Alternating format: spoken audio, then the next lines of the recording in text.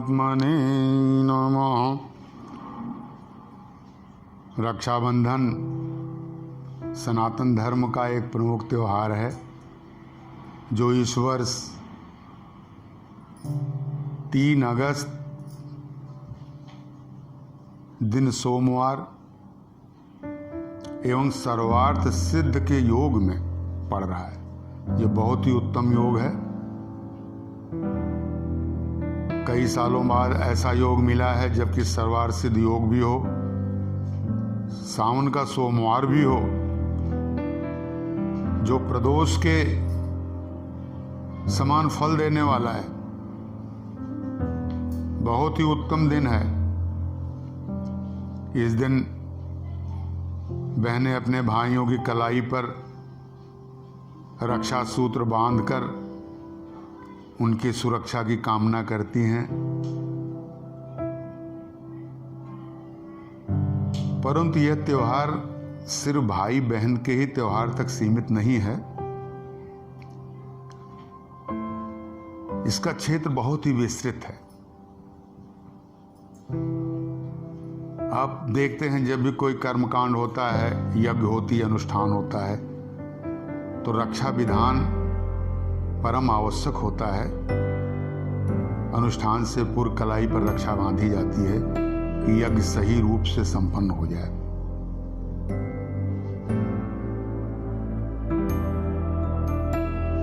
पहले के ऋषि और मुनि लोग अपने अपने राजाओं के भलाई के लिए, हित के लिए, युद्धस्थल में विजय प्राप्त करने के लिए रक्षा सूत्र का प्रयोग करते थे, जिसका प्रमाण पुराणों से प्राप्त होता है। एक समय देव और दानवों में बड़ा ही भयंकर युद्ध हुआ और यह युद्ध लगातार 12 सालों तक चला। दैवयोग से देवता पराजित हो गए और जब ये पराजित होते हैं तो या तो ब्रह्मा जी के पास जाते हैं या तो गुरु बृहस्पति के यहाँ। गुरु बृहस्पति जी के यहाँ गए। उन्होंने अपने तपोबल से एक रक्षा सूत्र तैयार किया, उसे अभिमंत्रित किया वैदिक मंत्रों से और इंद्राणी को देकर के कहा कि आप इसे देवराज के दाहिने हाथ में बांध दें, इससे निश्चित इनकी विजय होगी। और ऐसा ही हुआ। देवराज असुरों पर विजय प्राप्त किए, दानवों पर विजय प्राप्त किए। तो आपने देखा कि यह जो त्योहार है यह सीमित नहीं है, इसका क्षेत्र बहुत ही विस्तृत है। 2 और भी पौराणिक कहानियां हैं जिसका मैं संक्षिप्त में उल्लेख कर रहा हूं कि यह त्योहार भाई और बहन के रूप में क्यों बदला। आज प्रायः लोग भाई और बहन का ही त्योहार मानते हैं। एक बार भगवान कृष्ण की उंगली में घाव लग गई, चोट लग गई, खून टपकने लगा। द्रौपदी ने तुरंत अपने पल्लू का आंचल फाड़ा और भगवान की उंगली में तुरंत बांध दिया। खून बंद हो गया। जिस समय द्रौपदी का चीरहरण हो रहा था, उस समय यही चीर बढ़ करके दुशासन, जिसकी भुजाओं में 10,000 हाथी की ताकत थी, खींचते खींचते थक गया, लेकिन खींच नहीं पाया। दूसरा, जब राजा बलि को जीतने के लिए वामन रूप पकड़े थे और वरदान दे करके वहां रह गए, लक्ष्मी जी बहुत परेशान होती हैं, नारद जी से उपाय पूछती हैं। नारद जी बताते हैं कि आपको बलि के हाथ पर रक्षा बांधना पड़ेगा और रक्षा सूत्र बांधेंगे तो आपसे बलि पूछेंगे कि आपको क्या चाहिए, जैसा कि हर भाई पूछता है। राजा मुनियों से पूछते थे, ऋषियों से पूछते थे, मुंह मांगी चीज देते थे। लक्ष्मी जी सुतल लोग पहुंच गए जहां राजा बलि का राज था और राजा बलि से कहती हैं कि आज पूर्णिमा का दिन है और पूर्णिमा के दिन मैं आपको रक्षा बांधना चाहती हूँ।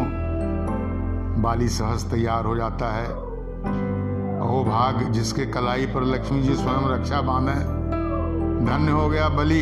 कहता है माते आपको क्या चाहिए? लक्ष्मी जी कहती हैं मेरे पास तो सब कुछ है, किसी चीज की कमी नहीं है।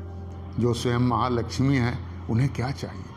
कहती हैं कि यही अपना सेवक हमको दे दीजिए, जो दरवाजे पर खड़ा रहता है, इसी की कमी है। इस तरह से लक्ष्मी जी विष्णु भगवान को लेकर के फिर वैकुंठ धाम जाती हैं, अपने लोक को जाती हैं।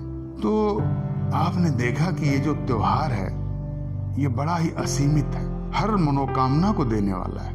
आप इस रक्षा विधान से अपनी मनोकामनाओं को पूर्ण कर सकते हैं, अपना सुरक्षा विधान कर सकते हैं, शत्रुओं से अपनी रक्षा कर सकते हैं, शत्रुओं पर विजय प्राप्त कर सकते हैं, मंगल की अकारकता को दूर कर सकते हैं। जिसको मंगल ग्रह प्रतिकूल हो वह अपनी कलाई पर मात्र 6 बार रक्षा बंधन करे, इससे उसकी मंगल की अकारता दूर होगी, मंगल उसके अनुकूल हो जाएंगे। अब संक्षिप्त में मैं विधि बता दे रहा हूं। इस बार रक्षाबंधन का सबसे बढ़िया मुहूर्त कौन सा है, क्या क्या सावधानियां हैं? रक्षाबंधन बांधने के लिए सबसे जरूरी बात है कि रक्षाबंधन भद्रा काल में नहीं बांधा जाता। जब तक भद्रा रहती है तब तक रक्षा नहीं बांधा जाता है। जब भद्रा खत्म हो जाती है तब रक्षा बांधना चाहिए।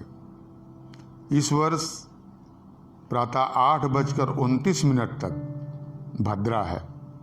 3 तारीख को 3 अगस्त को 8:29 तक सुबह भद्रा है।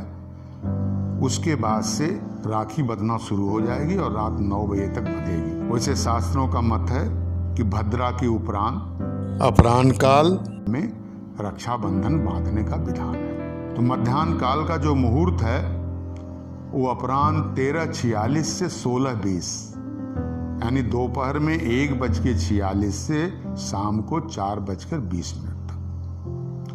उसके बाद प्रदोष काल में रक्षा का जो बढ़िया मुहूर्त है वह 6:45 से लेकर रात 9 बजे तक रहेगा। इन दोनों मुहूर्त में आप रक्षा बांधिए और जिसके पास जब जो समय हो, साधारणतया भद्रा के बाद से ही लोग बांधना शुरू कर देते हैं।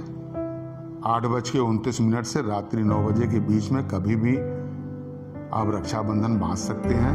जिसको विशेष कार्य से करना हो वो इन मुहूर्तों में करे, इन मुहूर्तों का विशेष फल मिलता है। रक्षाबंधन के दिन प्रातःकाल आप शास्त्रीय विधि से स्नान करें। उसके बाद स्वस्तिवाचन का पाठ करते हुए या पाठ कराते हुए आप दाहिने हाथ पर रक्षा सूत्र को बांधें। प्राय बहनें थाली में सजा करके मांगलिक द्रव्य रखती हैं, रोरी है, रक्षा है, तमाम मांगलिक वस्तुओं को जो है, दही है और कुमकुम है, रोरी है, मिष्ठान है, इस तरह से तमाम चीज़ों को रख करके आरती करके तिलक लगाती हैं और भाई के हाथ पर इस रक्षा सूत्र को बांध करके उसके मंगल की कामना करती हैं। कलाई पर इस तरह से राखी बांधी जाती है कि कलाई का स्पर्श करती रहे।